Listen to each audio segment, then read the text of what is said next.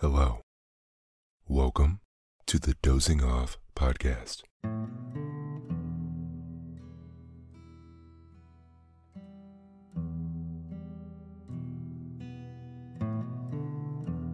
I'm your host and narrator, Lance Lewis, and this is a podcast where I read you to sleep.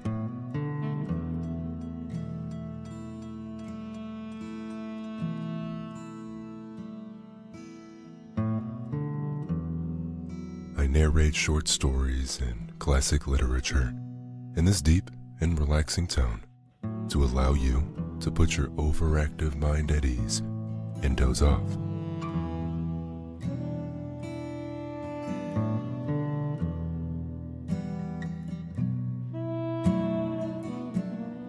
Tonight, I narrated The Ugly Duckling.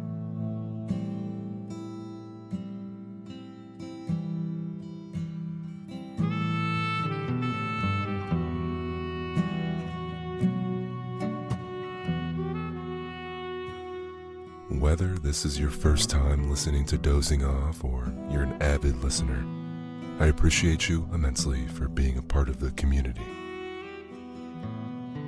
And here we go.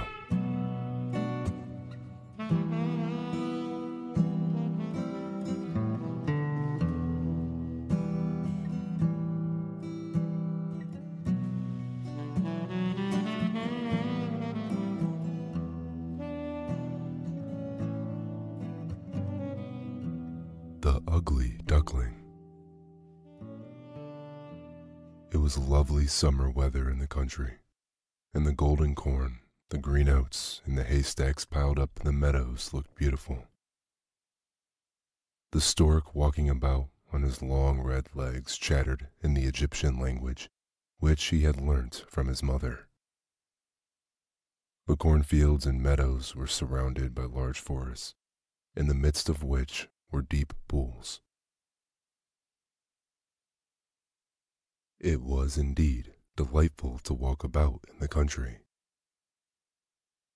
In a sunny spot stood a pleasant old farmhouse close by a deep river, and from the house down to the waterside grew great burdock leaves, so high that under the tallest of them a little child could stand upright. The spot was as wild as the center of thick wood. In this snug retreat sat a duck on her nest, watching for her young brood to hatch. She was beginning to get tired of her task, for the little ones were a long time coming out of their shells, and she seldom had any visitors. The other ducks liked much better to swim about in the river than to climb the slippery banks and sit under a burdock leaf to have a gossip with her. At length one shell cracked, and then another, and from each egg came a living creature that lifted its head and cried, "Peep, peep, quack, quack," said the mother. And then they all quacked as well as they could, and looked about them on every side at the large green leaves. Their mother allowed them to look as much as they liked, because green is good for the eyes. "How large the world is," said the young ducks, when they found how much more room they now had than while they were inside the eggshell. "Do you imagine this is the whole world?" asked the mother. "Wait till you have seen the garden. It stretches far beyond that to the parson's field. But I have never ventured to such a distance. Are you all out?" she continued, rising. "No, I declare the largest egg lies there still. I wonder how long this is to last. I am quite tired of it." And she seated herself again on the nest. "Well, how are you getting on?" asked an old duck who paid her a visit. "One egg is not hatched yet," said the duck. "It will not break. But just look at all the others. Are they not the prettiest little ducklings you ever saw? They are the image of their father, who is so unkind he never comes to see." "Let me see the egg that will not break," said the duck. "I have no doubt it's a turkey's egg. I was persuaded to hatch some once, and after all my care and trouble with the young ones, they were afraid of the water." I quacked and clucked, but all to no purpose. I could not get them to venture in. Let me look at the egg. Yes, that is a turkey's egg. Take my advice. Leave it where it is and teach the other children to swim. "I think I will sit on it a little while longer," said the duck. "As I have sat so long already, a few days will be nothing." "Please yourself," said the old duck, and she went away. At last the large egg broke, and a young one crept forth crying, "Peep, peep." It was very large and ugly.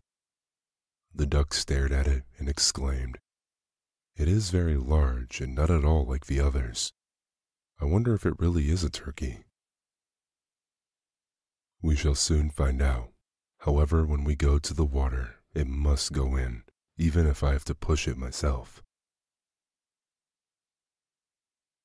On the next day, the weather was delightful, and the sun shone brightly on the green burdock leaves.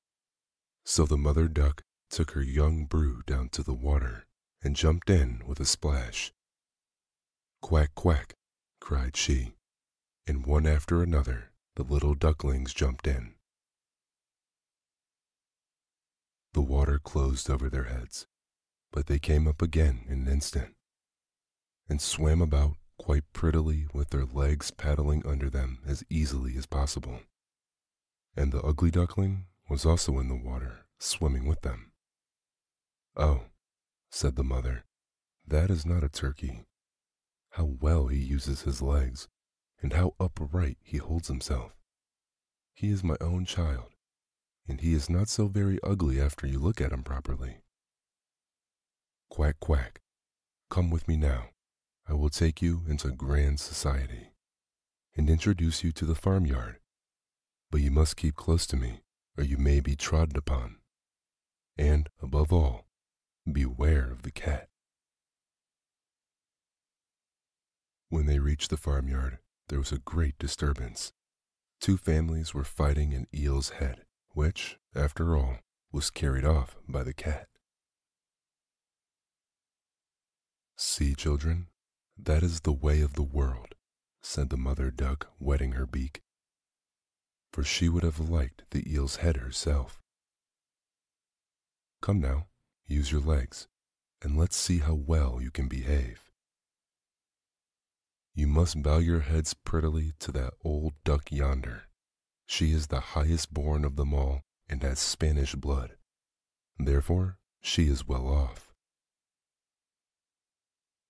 Don't you see she has a red flag tied to her leg, which is something very grand and a great honor for a duck? It shows that every one is anxious not to lose her, as she can be recognized by both man and beast. Come now, don't turn your toes. A well-bred duckling spreads his feet wide apart, just like his father and mother in this way. Now bend your neck and say quack." The ducklings did as they were bid, but the other duck stared and said, "Look, here comes another brood, as if there were not enough of us already. And what a queer-looking object one of them is. We don't want him here." And then one flew out and bit him in the neck.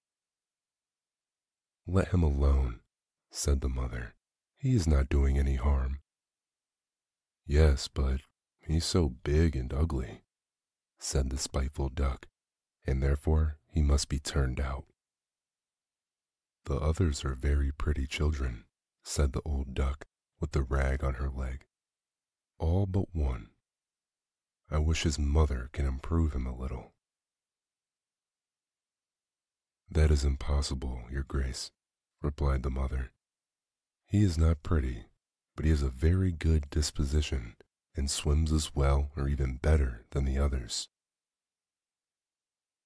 I think he will grow up pretty and perhaps be smaller.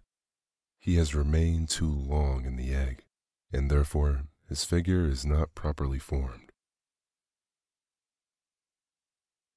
And then she stroked his neck and smoothed the feathers, saying, "It is a drake, and therefore not of so much consequence. I think he will grow up strong and be able to take care of himself." "The other ducklings are graceful enough," said the old duck. "Now make yourself at home, and if you can find an eel's head, you can bring it to me."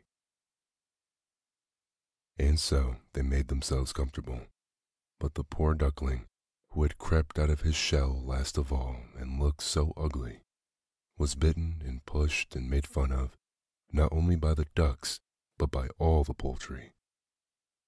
"He is too big," they all said, and the turkey cock, who had been born into the world with spurs and fancied himself really an emperor, puffed himself out like a vessel in full sail, and flew at the duckling, and became quite red in the head with passion. So that little poor thing did not know where to go, and was quite miserable because he was so ugly and laughed at by the whole farmyard. So it went on from day to day till it got worse and worse. The poor duckling was driven about by everyone. Even his brothers and sisters were unkind to him, and would say, "Ah, you ugly creature, I wish the cat would get you." And his mother said she wished he had never been born. The ducks pecked him, the chickens beat him, and the girl who fed the poultry kicked him with her feet. So at last he ran away, frightening the little birds in the hedge as he flew over the pawlings. "They are afraid of me because I am ugly," he said. So he closed his eyes and flew still farther, until he came out on a large moor inhabited by wild ducks. Here he remained the whole night, feeling very tired and sorrowful. In the morning, when the wild ducks rose in the air, they stared at their new comrade. "What sort of duck are you?" they all said, coming round him. He bowed to them and was as polite as he could be, but he did not reply to their question. "You are exceedingly ugly," said the wild ducks, "but that will not matter if you do not want to marry one of our family." Poor thing, he had no thoughts of marriage. All he wanted was permission to lie among the rushes and drink some of the water on the moor. After he had been on the moor 2 days, there came 2 wild geese, or rather goslings, for they had not been out of the egg long, and were very saucy. "Listen, friend," said one of them to the duckling, "you are so ugly that we like you very well. Will you go with us and become a bird of passage? Not far from here is another moor, in which there are some pretty wild geese, all unmarried. It is a chance for you to get a wife. You may be lucky, ugly as you are." Pop, pop, sounded in the air, and the 2 wild geese fell dead among the rushes, and the water was tinged with blood. Pop, pop, echoed far and wide in the distance, and whole flocks of wild geese rose up from the rushes. The sound continued from every direction, for the sportsmen surrounded the moor, and some were even seated on branches of trees overlooking the rushes. The blue smoke from the guns rose like clouds over the dark trees, and as it floated away across the water, a number of sporting dogs bounded in among the rushes, which bent beneath them wherever they went. How they terrified the poor duckling! He turned away his head to hide it under his wing, and at the same moment a large, terrible dog passed quite near him. His jaws were open, his tongue hung from his mouth, and his eyes glared gleefully. He thrust his nose close to the duckling, showing his sharp teeth, and then, splash, splash, he went into the water without touching him. "Oh," sighed the duckling, "how thankful I am for being so ugly even a dog will not bite me." And so he lay quite still, while the shot rattled through the rushes and gun after gun was fired over him. It was late in the day before all became quiet, but even the poor young thing did not dare to move. He waited quietly for several hours, and then, after looking carefully around him, hastened away from the moor as fast as he could. He ran over field and meadow till a storm arose, and he could hardly struggle against it. Towards evening, he reached a poor little cottage that seemed ready to fall, and only remained standing because it could not decide on which side to fall first. The storm continued so violent that the duckling could go no further. He sat down by the cottage, and then he noticed that the door was not quite closed in. Consequence of one of the hinges had given away. There was therefore a narrow opening near the bottom, large enough for him to slip through, which he did very quietly, and got shelter for the night. A woman, a tomcat, and a hen lived in this cottage. The tomcat, whom the mistress called my little son, was a great favorite.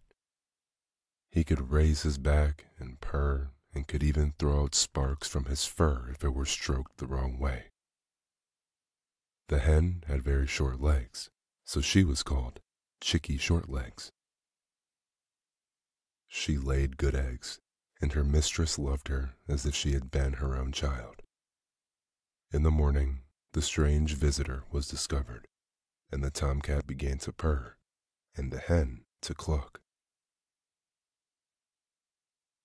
"What is that noise about?" said the old woman, looking around the room, but her sight was not very good. Therefore, when she saw the duckling, she thought it must be a fat duck that had strayed away from home. "Oh, what a prize!" she exclaimed. "I hope it's not a drake, for then I shall have some duck's eggs. I must wait and see." So the duckling was allowed to remain on trial for 3 weeks, but there were no eggs. Now the tomcat was the master of the house, and the hen was mistress, and they always said, "we and the world," for they believed themselves to be half the world, and the better half too. The duckling thought others might hold a different opinion on the subject, but the hen would not listen to such doubts. "Can you lay eggs?" she asked. "No." "Then have the goodness to hold your tongue.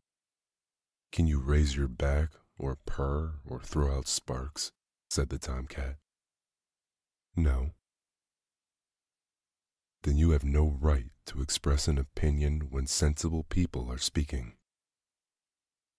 So the duckling sat in a corner, feeling very low-spirited, till the sunshine and the fresh air came into the room through the open door, and then he began to feel such a great longing for a swim on the water that he could not help telling the hen. "What an absurd idea," said the hen. "You have nothing else to do, therefore you have foolish fancies. If you could purr or lay eggs, they would pass away." "But it is so delightful to swim about on the water," said the duckling, "and so refreshing to feel it close over your head while you dive down to the bottom." "Delightful indeed," said the hen. "Why, you must be crazy. Ask the cat. He is the cleverest animal I know. Ask him how he would like to swim about on the water. or to dive under it, for I will not speak of my own opinion. Ask our mistress, the old woman. There is no one in the world more clever than she is. Do you think she would like to swim, or to let the water close over her head?" "You don't understand me," said the duckling. "We don't understand you? Who can understand you, I wonder? Do you consider yourself more clever than the cat or the old woman?" "I will say nothing of myself. Don't imagine such nonsense, child, and thank your good fortune that you have been received here. Are you not in a warm room and in society from which you may learn something? But you are a character, and your company is not very agreeable. Believe me, I speak only for your own good. I may tell you unpleasant truths, but that is a proof of my friendship. I advise you, therefore, to lay eggs and learn to purr as quickly as possible." "I believe I must go out into the world again," said the duckling. "Yes, do," said the hen. So the duckling left the cottage and soon found water on which it could swim and dive, but was avoided by all other animals because of its ugly appearance. Autumn came, and the leaves in the forest turned to orange and gold. Then, as winter approached, the wind caught them as they fell and whirled them into the cold air. The clouds, heavy with hail and snowflakes, hung low in the sky, and the raven stood on the ferns crying, "Croak, croak." It made one shiver with cold to look at him. All this was very sad for the poor little duckling. One evening, just as the sun set amid radiant clouds, there came a large flock of beautiful birds out of the bushes. The duckling had never seen any like them before. They were swans, and they curved their graceful necks, while their soft plumage shone with dazzling whiteness. They uttered a singular cry as they spread their glorious wings and flew away from those cold regions to warmer countries across the sea.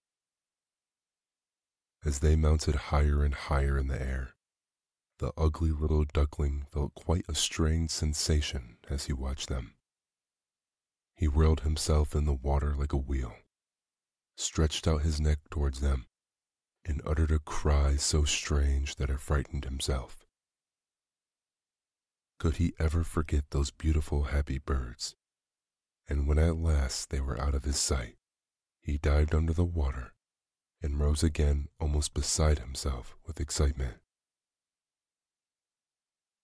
He knew not the names of these birds, nor where they had flown, but he felt towards them as he had never felt for any other bird in the world.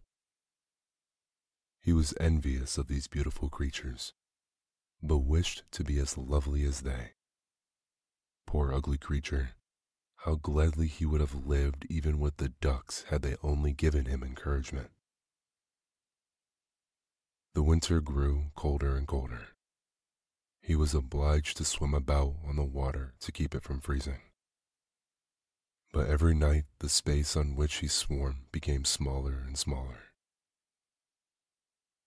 At length it froze so hard that the ice in the water crackled as he moved, and the duckling had to paddle with his legs as well as he could to keep the space from closing up. He became exhausted at last and lay still and helpless, frozen fast in the ice. Early in the morning, a peasant who was passing by saw what had happened. He broke the ice in pieces with his wooden shoe and carried the duckling home to his wife. The warmth revived the poor little creature, but when the children wanted to play with him, the duckling thought they would do him some harm, so he started up in terror, fluttered into the milk pan, and splashed the milk around in the room. Then the woman clapped her hands, which frightened him still more. He flew first into the butter cask, then into the meal tub, and out again. What a condition he was in! The woman screamed and struck at him with the tongs. The children laughed and screamed and tumbled over each other in their efforts to catch him. But luckily, he escaped. The door stood open. The poor creature could just manage to slip out among the bushes and lie down quite exhausted in the newly fallen snow. It would be very sad were I to relate all the misery and privations which the poor little duckling endured during the hard winter. But when it had passed, he found himself lying one morning in a moor amongst the rushes. He felt the warm sun shining and heard the lark singing and saw that all around was beautiful spring. Then the young bird felt that his wings were strong as he flapped them against his sides and rose into the air. They bore him onwards until he found himself in a large garden before he well knew that it had happened. The apple trees were in full blossom, and the fragrant elders bent their long green branches down to the stream which wound round a smooth lawn. Everything looked beautiful in the freshness of early spring. From a thicket close by came 3 beautiful white swans, rustling their feathers and swimming lightly over the smooth water. The duckling remembered the lovely birds and felt more strangely happy than ever. "I will fly to those royal birds," he exclaimed, "and they will kill me because I'm so ugly," and dared to approach them, but it does not matter. Better be killed by them than pecked by ducks, beaten by hens, pushed by the maiden who feeds the poultry, or starved with hunger in the winter. Then he flew to the water and swam towards the beautiful swans. The moment they espied the stranger, they rushed to meet him with outstretched wings. "Kill me," said the poor bird, and he bent his head down to the surface of the water and awaited death. But what did he see in the clear stream below? His own image. No longer a dark gray bird, ugly and disagreeable to look at, but a graceful and beautiful swan.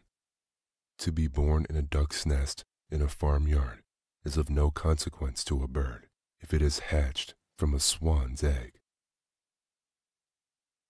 He now felt glad at having suffered sorrow and trouble, because it enabled him to enjoy so much better all the pleasure and happiness around him. For the great swans swam round the newcomer and stroked his neck with their beaks as a welcome.